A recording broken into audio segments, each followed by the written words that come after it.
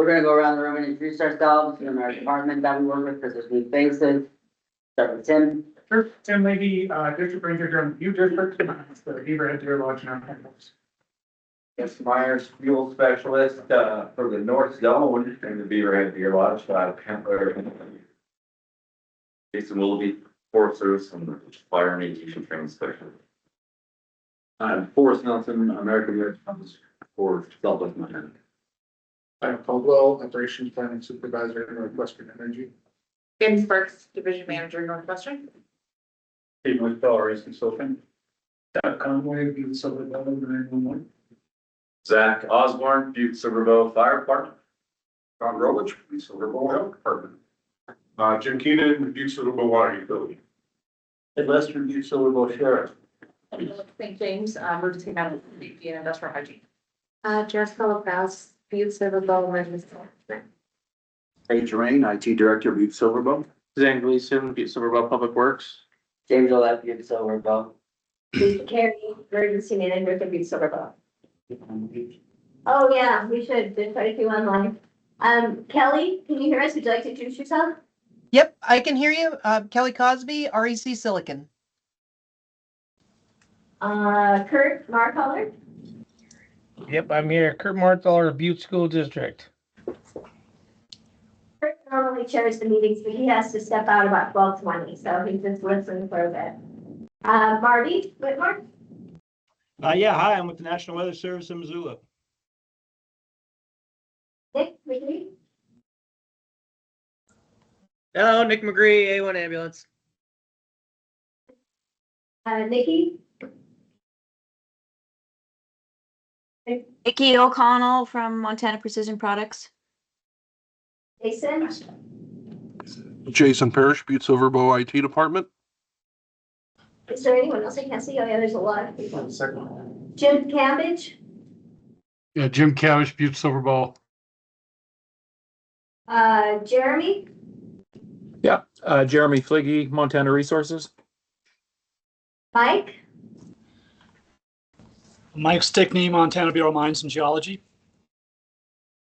Eileen. Eileen Steelman, Environmental for REC Silicon. Jackie. Jackie with Compassus Home Health. John. John Slickemeyer, Red Cross. Kirsten. Hi, good afternoon, everybody. Kirsten Brinkley, District Field Officer with Montana Disaster and Emergency Services. Have I missed anybody online? Great. Thanks, everybody, for coming. We do have a sign-up sheet. If you haven't signed in already, please do so. All right, moving on to the approval of minutes. Approval of December 18th, 2024 meeting minutes. I have a motion to approve. Motion. Second. Motion on the floor, second. Sheriff, got it. Sheriff, thank you, Sheriff. All right, is there any public comment on any matter on the agenda? Seeing none, we'll move to presentation. We have a presentation from Jim Keenan, Superintendent, Tim Leahy, District Ranger, and Jesse Myers, Fuel Specialist from the Forest Services. If you give me just one moment to pull up the presentation.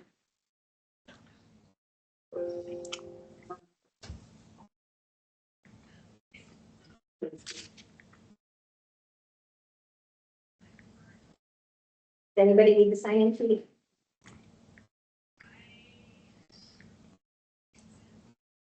I'll be in that picture, Jim. I got you in there. I think you're both in that product. It's Jesse right there, isn't it? So I'll kick us off. It's funny, we're doing a forestry project and we all kind of dress like timber fallers here. But not coordinated, but well done. I think I'm passionate. So Jim and I have done this presentation several times, both out in the woods and at various conferences and meetings. So we're gonna try to fumble through it. Might be a little bit rusty, but just bear with us. You've probably seen a lot of the smoke south of town all winter. These guys have burned, I think, what was it, about 20,000 piles. We're just getting started on the project. We've got about close to 3,000 acres to treat on the Forest Service side, and then Jim's got some of the county. And it's been a really good coordination with Butte-Silver County. So with that, I'll let you talk about county stuff and I'll get into some of our questions. Okay. We're going to the next slide there. So that is the Basin Creek watershed. All that, it's about 7,700 acres total, or about 12 or 12 and a half square miles. All of the area in green is Forest Service owned property. The red areas are like mountain property. And all this area in blue is Butte-Silver Bow owned ground within the watershed. So we only own a total of about 300 acres, and that includes the area of the reservoirs themselves. This area, if you look closely, you can see the main Basin Creek Reservoir, and then there's the upper Basin Creek Reservoir up here. So most of the Butte-Silver Bow ground is just these narrow little strips of ground along the tributaries. But we've been focusing on our ground just around the main reservoir with fuels reduction projects that we've been doing so far. And I'll be talking more on those on some subsequent slides, but we'll go to the next one and see what it is. Okay, so as far as the condition of the Basin Creek watershed, anybody that's lived around here for a while remembers those red trees in the early 2000s. So in the early 2000s, the entire watershed was impacted by that pine beetle infestation, and that led to the death of tens of thousands of mature pine trees within the watershed. That led to heavy fuel loading of fallen and standing dead trees within the watershed, which has increased the potential for a large scale, high intensity wildfire within the watershed. The severe impacts of that could be loss of life, firefighters and first responders, as well as the long-term loss of the Basin Creek water supply. We're concerned that if we had a large-scale, high-intensity wildfire in the watershed, that we might not be able to use the Basin Creek water supply for maybe a decade. And the Basin Creek provides up to nearly 60% of our city's water supply. So I think the next slide is the video. It's about a 3-minute video that we put together kind of early on in the project when Tim and I and Jesse were just kind of starting to talk, and we were talking with TNRC folks, and we put this together a few years ago to try and develop some support for the project. So.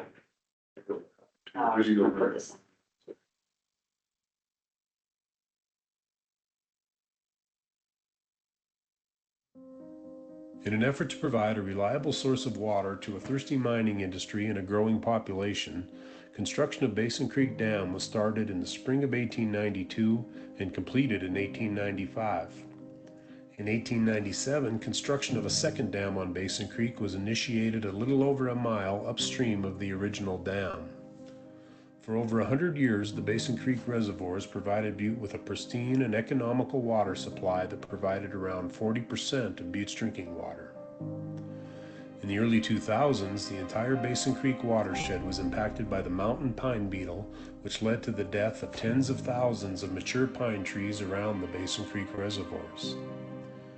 As the trees in the watershed began to die and lose their needles, the concentration of organic matter present in the reservoir increased as a result. The organic matter in the water reacted with the chlorine disinfectant to form a group of regulated disinfection byproducts known as haloacetic acids. The exceedance of the EPA's standard for haloacetic acids prompted the construction of the new Basin Creek water treatment plant. The new Basin Creek plant came online in May of 2017 and has since been Butte's most productive and economical treated water supply, producing some of the best quality water in Montana. Since coming online, the new plant has been able to produce up to nearly 60% of Butte's potable water supply. However, the new plant is not capable of treating water that has been impacted by wildfire, and the condition of the Basin Creek watershed has continued to deteriorate at a rapid rate and has become a disaster area of fallen and standing dead trees that is a dire threat to the future of the Basin Creek water supply. If a large wildfire were to occur in the Basin Creek watershed, slopes and hillsides could be made unstable, which can fill reservoirs and choke intakes with ash and sediment mobilized by subsequent storms and snowpack runoff. As a result, Butte's most productive and economical water supply would likely be rendered unusable, and full recovery could take a decade or more. To protect the Basin Creek watershed, Butte-Silver Bow is working with partners to begin fuels reduction efforts on Butte-Silver Bow property around the Basin Creek reservoirs.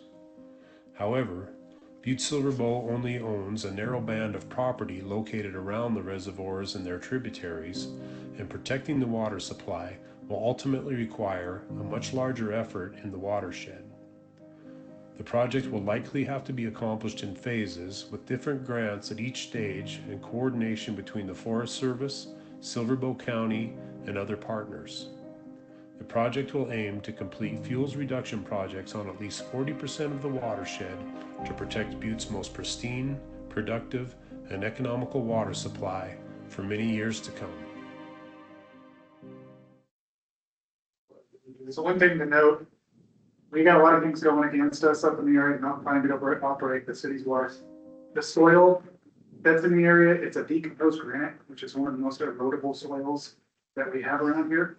Obviously, we're in an area with granitic uplift, so that type of soil really erodes quite a bit, especially after fire. And that leads directly into this slide. Yeah, well, it's a busy slide, it's a lot going on, but I guess just the point that I wanted to emphasize here is the treatment process is basically just a two-step process. There's these strainers are the first thing the water sees when it enters the water treatment plant. These 300 micron self-cleaning strainers just remove any debris that made it through the intakes up at the reservoir. 300 microns, the best representation that I found. This penny is sitting on a 300 micron mesh. The opening in the 300 micron mesh is about the same size as the opening in the O in the In God We Trust on a penny.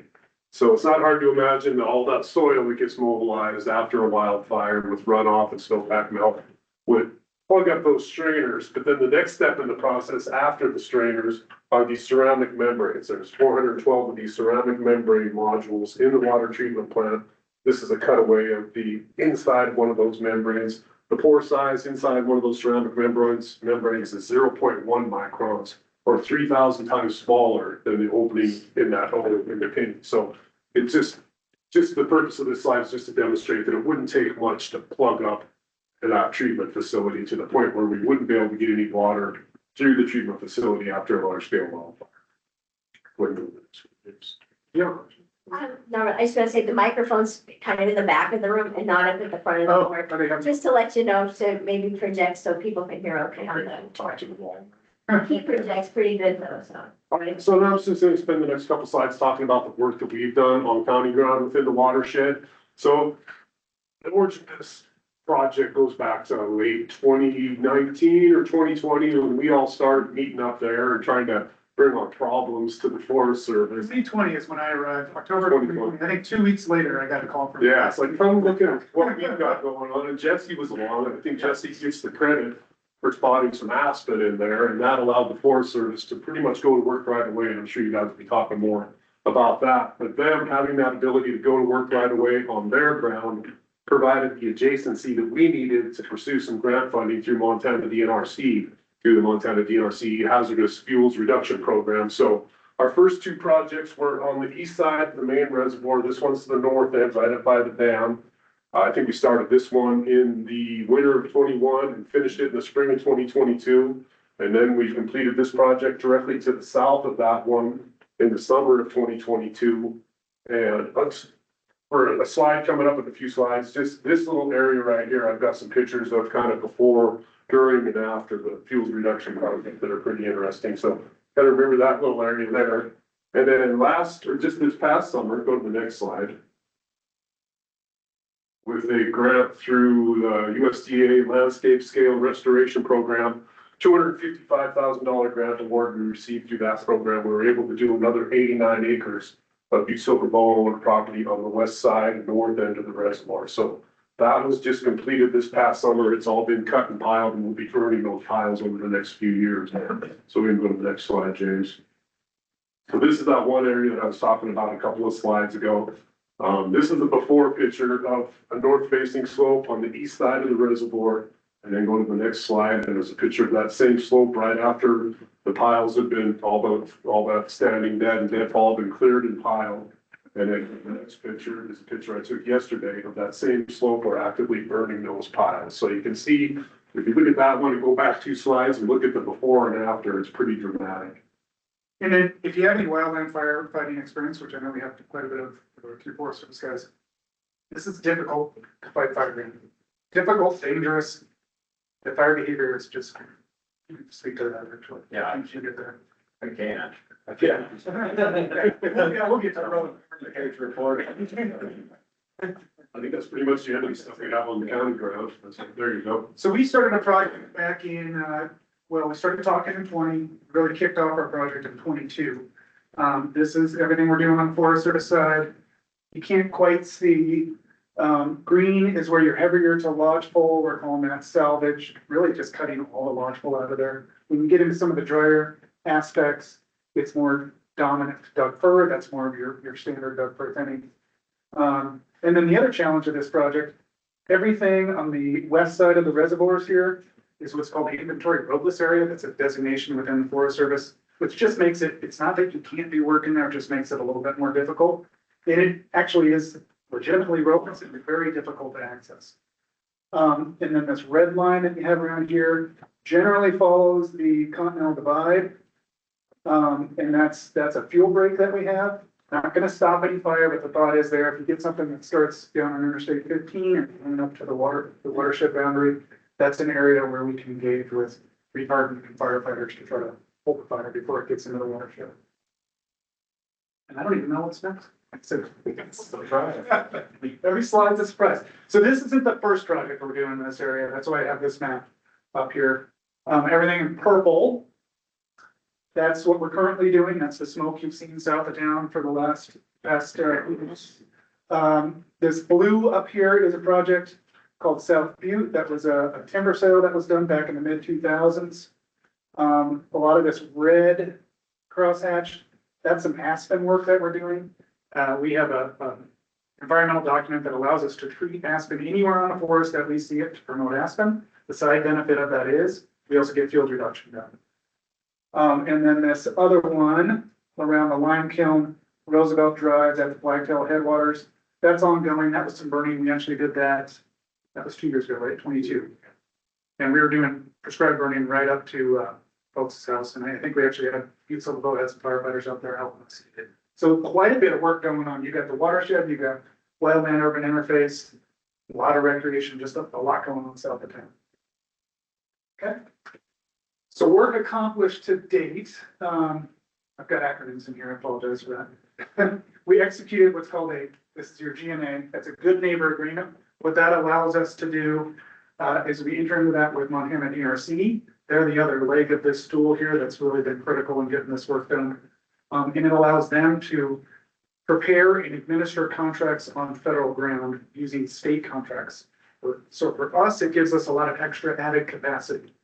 And our folks can continue to do all the other good work that's going on forest. The big environmental analysis, it's always a hot topic, and it can be lengthy and it gets litigious, and it's just a complicated thing. But we were actually able to get our NEPA done, that's the National Environmental Policy Act, within 7 months. And what helped that as well, we applied for an emergency situation determination. That just kind of helps speed up the process, and that actually needs to be approved by the chief of the Forest Service, and he was gracious enough to do that. And actually, a couple summers ago, we had a visit from Chief Randy Moore, and he was invited out here by Governor Greg Gianforte, and they were out in this watershed looking at the conditions. So I really wanted to highlight, I think, the good work that we're doing, but also the condition of Montana's forests. So what we've done so far, we had about 2,350 acres that was cleared in that decision. We've implemented 450 acres of that so far. A lot of that is hand thinning on steeper slopes. And that's smoke you've seen this summer. We're burning those piles, somewhere in the range of 19 to 20,000 piles. So a significant amount of work, and there's still a lot to do. The remaining acres of that 2,350 acres is now under contract. So DNRC put out a request for proposal, they got bids back, and we're actually going to start working on that later this spring, summer. And actually, a lot of that work that I said was on the roadless side, they're going to be using helicopters to remove that material, fly it over the reservoirs, and then haul it out wherever its final destinations. Also, if you've ever been up that road, it was awful. That was another big contract that DNRC helped with. That road work got completed this summer, and it's, I would say, a proper road at this point. For sure. Drive your Corvette out there. Okay. So this is just some pictures of the smoke you've seen. See all the files, and it's all hand, this work was done by hand. These guys that do this work it's incredible what they're doing. Very similar to those pictures Jim showed you, how much dead and down there was before, and then what there is now. And then we come in behind, and each one of those is a burn pile that we're knocking out. Okay. I think these are just some other pictures. Yep, this is similar to what Jim had. There's our hero shot, Shane Martin. Good one. Good. Here's the road work. So this road was almost, when we were taking the governor and the chief up there, there was big ruts in the road. You kind of had to four-wheel drive to get up. There's some high-paid individuals that I didn't want to get there. Vehicle stuff. So now we have a really good road, which is going to help facilitate the project. So some lessons learned for us on our side, the NEPA, the environmental review process. It can move fast. It does at times move slow, but if you have clear priorities, and we've got a dedicated team, we can get it done quickly. And again, the success of this project would not be possible without Montana DRC, Butte-Silver, and the Forest Service. To me, it's you have 3 different levels of government, local, state, that all kind of recognizing, here's a problem, we got to fix this. And finding solutions to get there. And then we also had, we've got a Beaverhead Deer Lodge collaborative group that was instrumental in helping to move this project along. We have a comment period in that environmental analysis part of the NEPA, and got a lot of comments from places that we've never received comments. And I think it really helped with this project. And then also, my last point there, timing is everything. This is not a timber sale. You're not making money off of moving that wood out of there. It takes money to get their work done. And a lot of this was funded by the bipartisan infrastructure law that was passed a couple of years ago. So I thought I could Yeah, do a little bit of a go back. Yeah. I kind of missed my fire behavior part, so. Yes. Yeah, so I was a fuel specialist on the project, so I sort of had to look at it all and come up with some benchmarks about why we're gonna go there and what we're gonna do. And a couple of the things that I had to look at was before and after, the fire behavior before, and then the fire behavior after, and what we're gonna do. So I did a whole bunch of modeling and wrote this big report, and I came up with a couple things. We wanted to reduce flame lengths to under 4 feet because that's where crews with hand tools can effectively initial attack a fire. Anything above 4 feet, you've got to use heavy equipment or aircraft. So we want to get the flame lengths below 4 feet. That's number 1. Number 2 was to reduce crown fire. So, or eliminate it completely. So crown fires, when you see, pictures of 200-foot flame lengths and a running crown through the canopy of the trees, or that's active crown fire. Passive crown fire is just trees torching. So we wanted to eliminate all that. So to do that, you've got to change the fuel model out there, basically. So you've got to change it from a / blowdown fuel model is what we had out there into a timber litter understory fuel model. So that was the goal. So after I did all the modeling and everything, I determined that,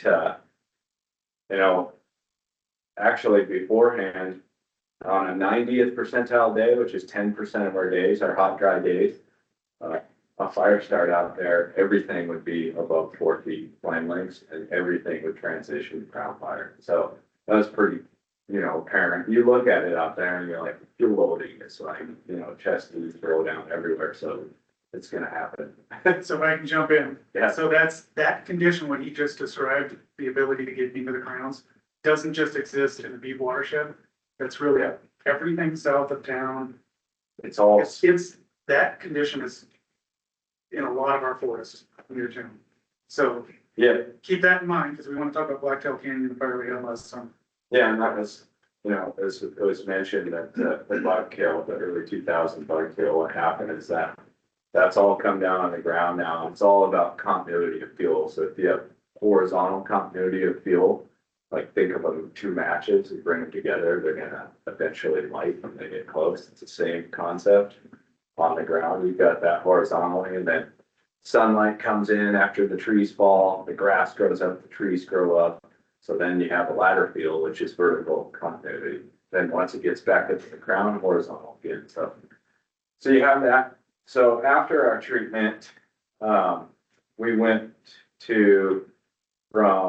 let's see, we went from everything to, what did I have? I have the numbers wrote down. So, yeah, basically we have 0 crown fire, everything on a 90th percentile day in our treatment area is not going to transition to crown fire, and all of our flame lengths are going to be under 4 feet. So our treatments were all designed and modeled to do that, and that's what we're doing up there now. So that was my part. And it's not to say, so kind of a misnomer out there, you're never gonna fireproof an area, you're never gonna stop fires from occurring. It's just being able to manage them when they do. We're always gonna have starts, there's always gonna be lightning, natural starts. It's just the ability to get firefighters in and effectively manage the fire. I had a question before, you said that you found aspen in the forest, which allowed you to Yes. continue. What was that? What is about? So we have an environmental document that allows us to promote aspen wherever it occurs on the forest. So we get those little aspen cones. A lot of times, because of the exclusion of fire, they're getting choked out by conifers, lodgepole, Doug fir. And it's actually, we see quite a bit of declining aspen stands across the whole Beaver Deer Marsh. So that was just an opportunity. Jesse came up with it one day out there that allowed us to get in there and start treating right away. Gotcha. And not have to wait for. And that is a county ordinance? Is that? No, it's foresters. Foresters, oh. It applies to the whole Beaver Deer Marsh. Right. Yeah. Yep. Good question. But it allowed the county to apply for grant funding right away. Yeah, so it's That's where, yeah. some of the intricacies of getting grants. They had to show that the neighboring administered unit was doing similar work, and this enabled us to do that. Gotcha, okay. They've all locked all that grant funding for us to do the work on the county now. Yep. And really, the work they're doing on county ground and what we're doing on the forest, it's very similar. We're trying to be seamless, so. The pine beetles didn't stop at the boundary. Right. Either. Yeah, so actually what you guys did, it was good that you got to go first, but we can go look at it and say, we want to do this too, and then I modeled it and it was spot on, so. Yeah. Yeah. Yeah, we've been lucky to have some great crews out there that we've contracted with, done some awesome work. Is the drought affecting the aspens? I always kind of relate patches of aspen to a water nearby. It can, yeah, but I think more importantly for aspen is that fire. These guys have done a good job of putting fire out for the last 120, 130 years. Aspen is really pretty fascinating. It loves disturbance of any kind, so if you run through there with a tractor and rip it all up even, it'll just go crazy. Or you cut one down and sends out a hormonal response and they all grow because of it. So it's similar with fire as a disturbance, so it really needs some sort of disturbance. That's why it's on the decline. Yeah, we haven't had, so we've been putting out fires. Which is good. Yeah. So another benefit of this project, the city, and I'll speak for you a little bit, but if we weren't able to use Basin Creek, the next best source of water would be the Big Hole River. And with all the things going on the Big Hole, just perennial low flows, and agriculture needs, recreation needs, not something the city really wants to tap into in terms of the water needs. So many different agricultural, ranching, recreation, fishing, all dependent on the Big Hole, so we try to minimize our withdrawals from the Big Hole River for those reasons, and it's 6 times the cost to get water from the Big Hole River as it is for us to get it from Basin Creek. So you'll see this project continuing for the next probably 3 or 4 years. We've got to do all that implementation that I talked about with mechanized equipment, and then there'll be subsequent burning. I mentioned Blacktail Canyon, so we had that fire last July, right? Very similar conditions to this. We had a lot of luck in that fire. The wind shifted, it was early in the season, resources were available. You put that fire at a different time of year, maybe in September, we're competing against other fires nationally, could be a very different outcome. So we were talking internally on the Forest Service side, we think there'd be a real benefit with this group or some of the players in this group to do kind of some simulation exercises, what it looks like, fire at various places in town and how we respond from our different agencies and entities. So if you guys are interested, yeah, just we talked to one. Yeah, it'd be great to do a dry run, you know, have a scenario, have Butte-Silver fire, sheriff's department, Forest Service, all the partners involved, and just, you know, just in case, because we were lucky with blacktail, like Tim said, this summer, and, you know, the entire rind around Butte, we're attempting to treat all of that within the Forest Service the best we can, but our process is slow and doing the best we can, but it's hard to be prepared, so. Things happening, it's been in the news, obviously, with Pacific Palisades and the fire in Altadena. I don't think we'd have something to that scale, but it doesn't take much. You have displaced residents, and what are you do with logistics and communication and stuff. So just throw that out in the ring. So you're thinking of doing a full-scale exercise included with the fire and that? We could plan, set up some meetings and that. Would you be interested in that? Sure. Yeah, Yeah, I don't know about a full scale. I don't know, we got I don't think it needs to go be that involved. Yeah. maybe just a tabletop type thing to start with. So to climb up through those bushes and then. Full scale scares me a little bit.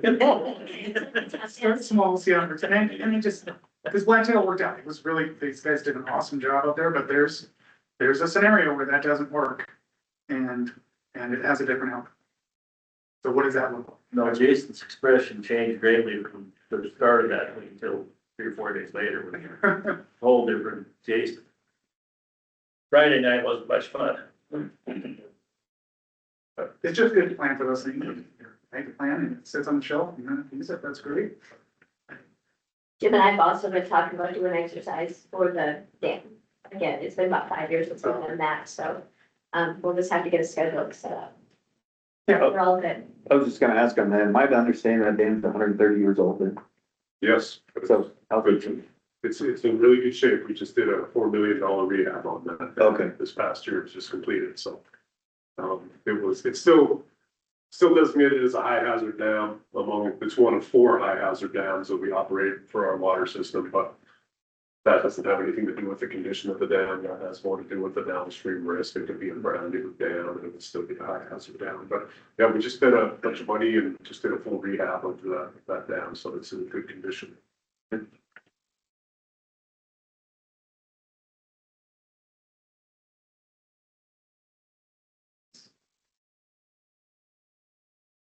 Yes. Well, thank you very much. Thanks for having Very us. interesting. And I'm glad that the fire saves, we were lucky with the blacktail. Yeah. A lot of people were like, oh, we would be funny to me, and I said, oh, I really want it. All right, up next, we have project updates and reports. I'll hand it over to Lisa to go through item 8 and 8. All right, so we didn't have any hazmat incidents reported this time, since the last meeting, and we haven't issued any emergency alerts. I think on the B. Thanks, guys. Thanks, Thank you guys very much. Yeah, thanks, Rob. Just kind of looking back a few months ago, I talked about the bylaws for the LEPC, and they are due to be updated. And I threw a couple of questions out there. Since my last proposals, I did take out the one section where it says any member that has 3 unexcused absences in a row would be taken off the LEPC. So I deleted that because a lot of people looked favorably that that's how they get off coming to this meeting. So we did that one. Most of it is just changing, you know, the way things are run now, how meetings are advertised. This is pretty old bylaws at this point. It still has us up at the courthouse. But the other thing is, it says that the LEPC members are appointed by the chief executive and approved by the council. And LEPC, by nature, you're here because of, there's different areas that are supposed to be, it's dictated by law to be EPRA. And so they want to have like the police, the fire, the civil defense, public health professionals. And so you're kind of here because of your job. And so like if you weren't able to come, you should send a proxy in your place. And so it's kind of hard to appoint, I'd say, those people. So I thought maybe if we could just appoint perhaps representatives from the community, maybe even somebody have chief executive appoint somebody from the council. I'm just not exactly sure how it would work. Or if you guys would like to have everyone appointed a name, it's just what you know, kind of like. Some people like the letter, like the, you know, some special designation. So do I have any feedback, any feelings on it? Because I'll give it another month to think about it, but.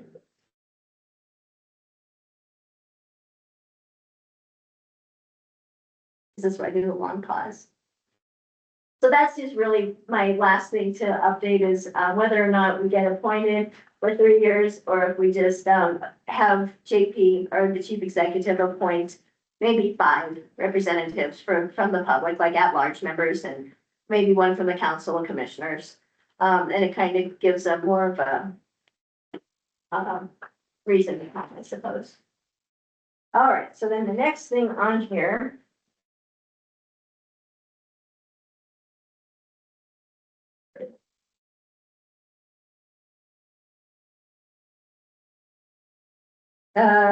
Emergency management plan, we're still working on that.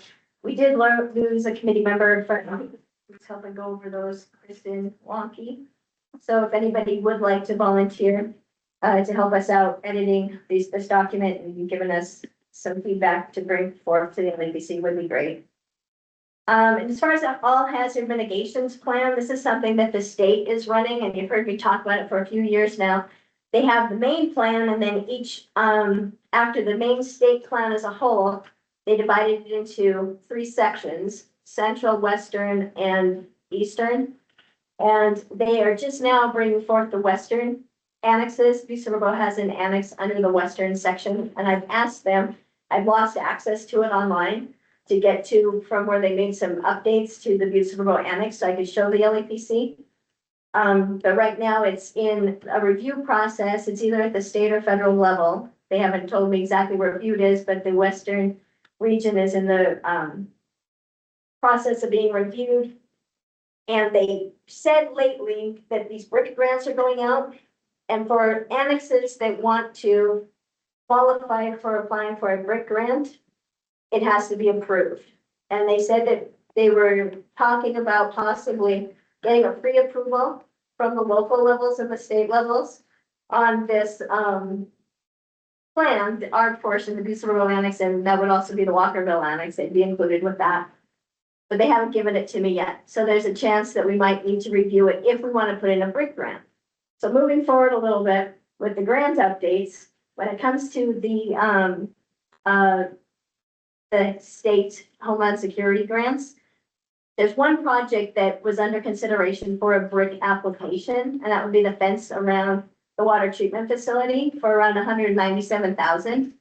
And BRIC grants have not been historically successful. I think only the state of Montana has only gotten 1 application successfully approved because it's competitive on a national level, much harder than the Homeland Security grants. And so I'm thinking that maybe we try the Homeland Security grant application for that fence, because it is a requirement of the Department of Homeland Security.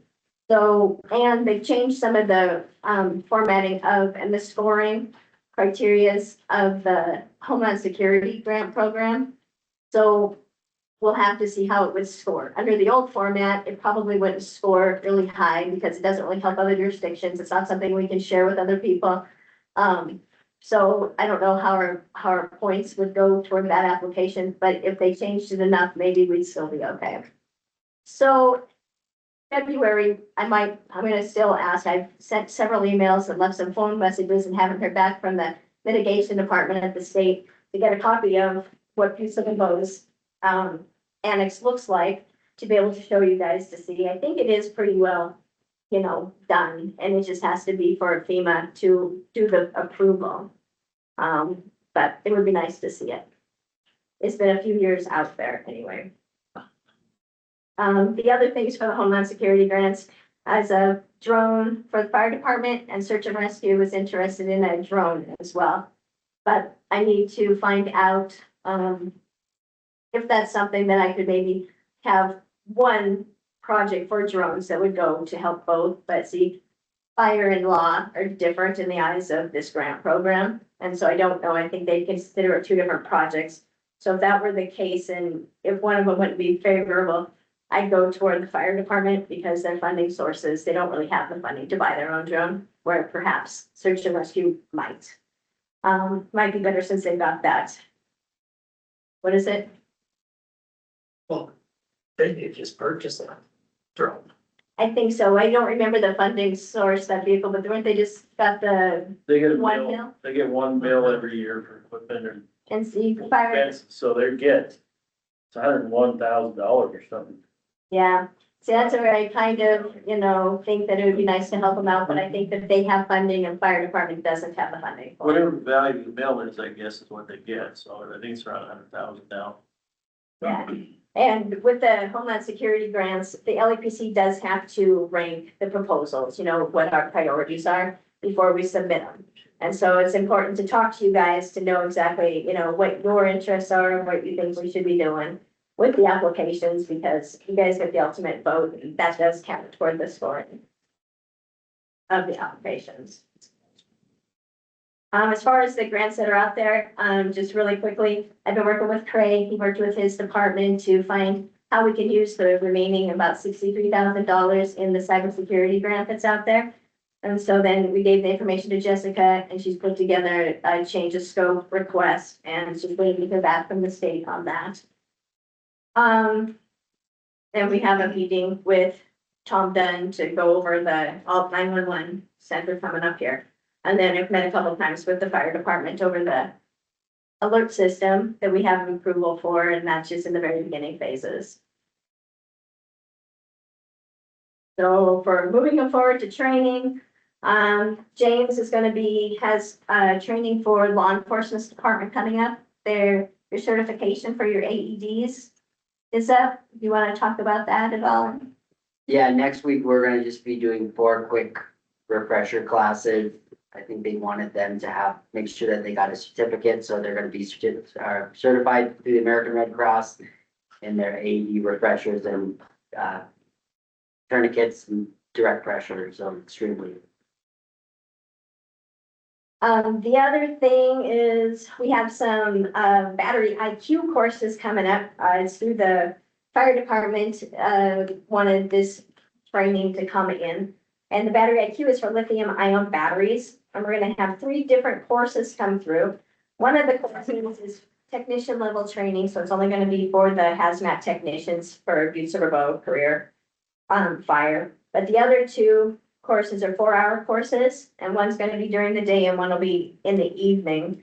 But they are for applicable to any responder, like for volunteer fire, law enforcement, EMT, any emergency management personnel, or anyone from your facilities or that are handling things like this. They can come to these trainings, these 4-hour trainings. One of them is they call it a first responder offensive training, and the other one is an awareness level and ops level training for these lithium ion battery responses.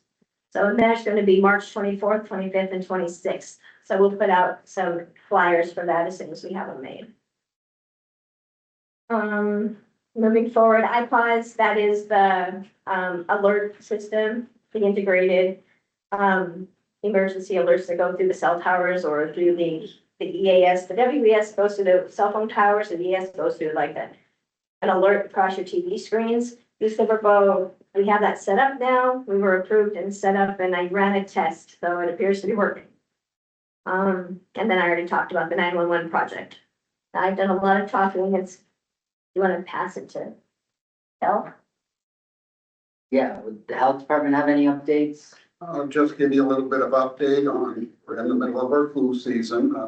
Last month we had 66 cases of influenza reported and 2 hospitalization, and there's other bugs out there, COVID's out there. We had 21 cases, hospitalization, and just for our own personal thing, there's norovirus going around big time in this community right now, and also. And it's a blast. What's up? It's a blast. Yeah. Says everyone. Yeah, everybody.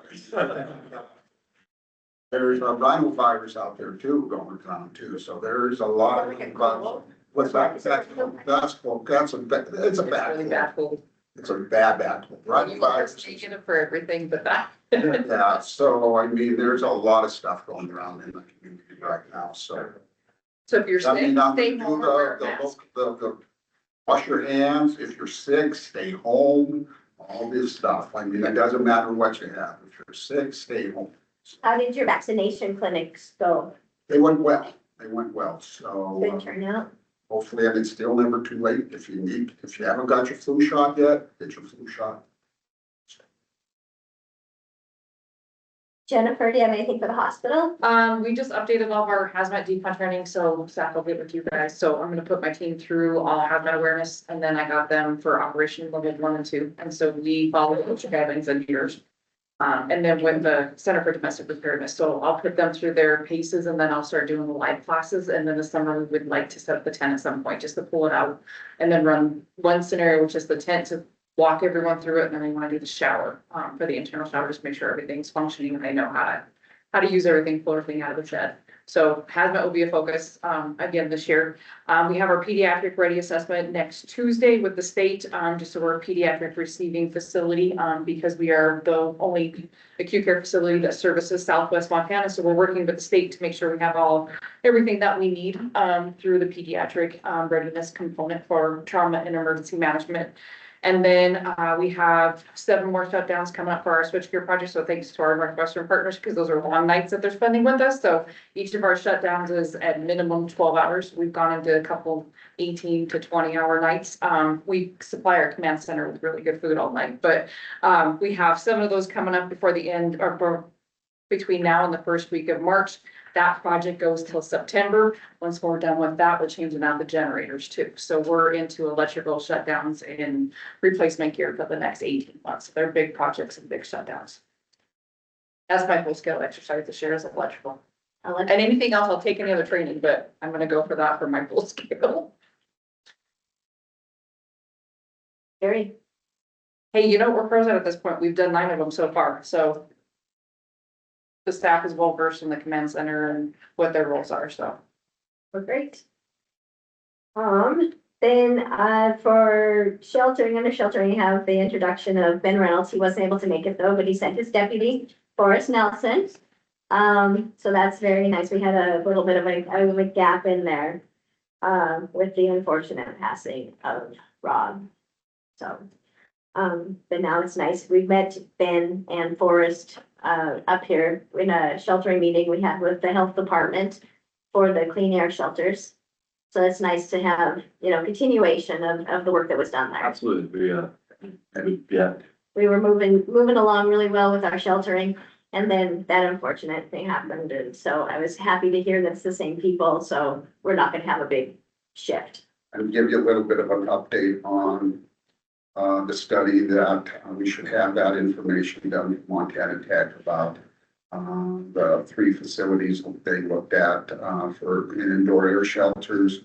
That's up at the Presbyterian Church, St. Anne's and the MAC. So hopefully that presentation will be done and soon, and we'll have that information. So probably get together after that. Start really looking at that because it's going to be a critical aspect of wildfire smoke is going to be severe one of these summers, and have these shelterings, stuff like that. So get that ongoing again, hopefully next month, and by March we have some logistics going. Okay. We probably won't meet in March unless maybe I'll have to reschedule it, but on the 26th is when LEPC would normally fall, and we're gonna have that battery IQ training here that day, an 8-hour class. But because we do need the LEPC to vote on the applications for the Homeland Security grants, I might have to reschedule. So I will let you know on that. If you have that. Another thing that's kind of cool is the $20 million grant they got to make the rec shelter. That's gonna help a lot for things like clean air, warming shelters. And like you saw Missoula when they had that big windstorm go through there, they even used some sheltering areas just for charging stations, people who were out of electricity for 3-4 days and they can get all their primary batteries charged, so. That was an amazing success in Missoula. We helped Missoula County open a charging station, and it was amazing. We were completely full. People were taking showers. It was very well received for the public, and it allowed us in the county to interact with the public. Those were very helpful.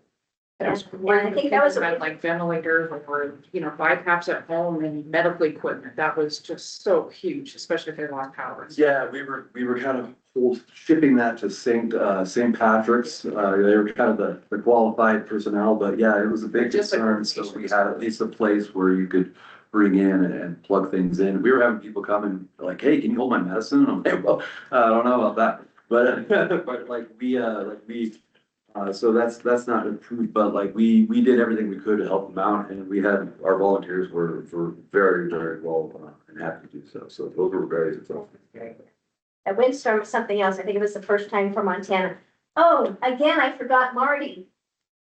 I'm gonna blame James because he was carrying the meeting. And I don't have my glasses on the whole time, so I was trying to predict. Are you there, Marty? That's all right. I know I've been personally responsible for you guys going over an hour before, so I thought you're just kind of bypassing me. I'm so sorry. No, that's not a bad plan, actually. So I'll keep this really short. It does look like you guys are in store for another Arctic this weekend, kind of Thursday night and a Friday. It doesn't look as cold as what we saw before. I think you guys got down to 27 below or so. And this one looks more like, well, the forecast is going for like single digits below. Butte, it's so easy to bust a forecast by 10 or 15 degrees though. So I wouldn't be surprised if you guys get a little colder than that, maybe 10, 12, 14 below zero. But then that moves through pretty quickly and we get a lot of high pressure over us again, pretty stagnant air for quite a few days. It's interesting with the burning they've been doing around there. That could be a little bit more problematic from air quality under this pattern coming up. Although you guys don't have as bad air quality situations in the winter as we get here in the hole here in Missoula and valleys like that. But that's something we'll be concerned about going forward. I was looking at Basin Creek Snowtel, looks like about 84% of average snow water equivalent right now. So a little bit drier than we had hoped for, and that makes sense. The level of drought, you guys are about as bad a drought as we have in the state from Silverboe County on northward up through the Blackfoot drainage. So, and I heard Lisa mention drought during that last presentation there from Tim and Jesse. So yeah, that's an ongoing concern, although the forecast going forward is still for a little cooler and a little wetter than normal February, March, and April. So there's still a good 3 to even 4 months for that high country to accumulate snowpack. So let's keep our fingers crossed that we get a little bit better there for water supply going forward. So, and that's about it, Lisa. Quick. Thank you. Does anyone else have any updates that they'd like to share? It's the moment for sharing that they have on our church brochure, but here I have member updates. I just wanted to let everybody know I will be stepping down in this house. I will be in my place. So if you need anything, I'll leave his number and everything. So.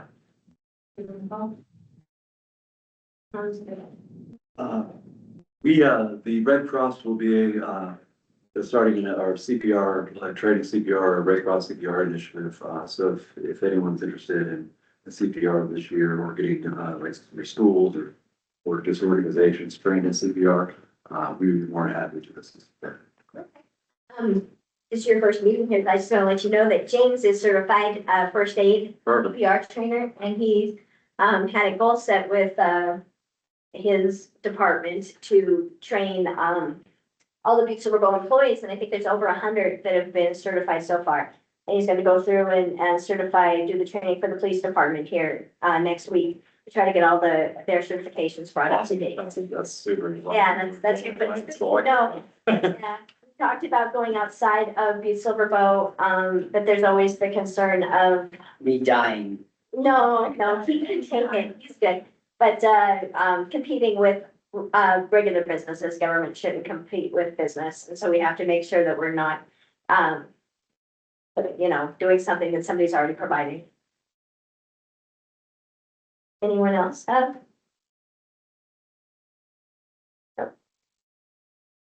All right, seeing none, can I have a motion to adjourn the meeting? So.